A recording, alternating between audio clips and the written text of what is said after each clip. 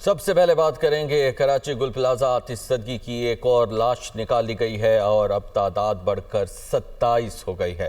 Fire fighter समेत 20 लाशों की शनाख्त मुकम्मल हो गई है। सानहे में 22 अफराद जख्मी हुए, 82 अफराद ताहाल लापता हैं। रेस्क्यू एहलकारों की जानिब से सर्च एंड रेस्क्यू ऑपरेशन जारी है। ऑपरेशन के दौरान एक फायर फाइटर के धुएं के बायस हालत गैर हो गई थी, जबकि उसे अस्पताल मुंतकिल कर दिया गया।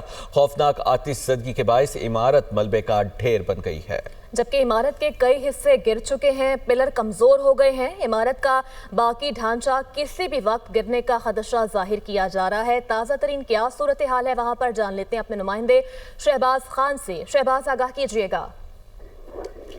जी बिल्कुल, इस वक्त गुल प्लाजा पे इमदादी सरगर्मियाँ जारी हैं। अब से कुछ देर कबल मजीद एक और इंसानी आज़ा जो है वो वहाँ से बरामद हुए हैं, जिसके बाद बताया जा रहा है रेस्क्यू काम यहाँ से कि जांबाज अफराद की तादाद 27 हो गई है।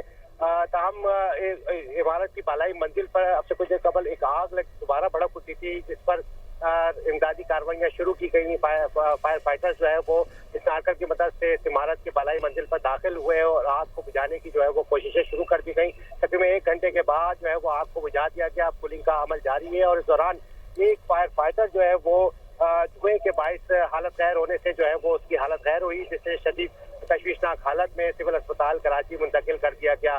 ठीक है, जाँ भाग अफराद की तादाद 27 तक जा पहुंची है। शहबाज हमें अपडेट कर रहे थे, बहुत शुक्रिया आपका।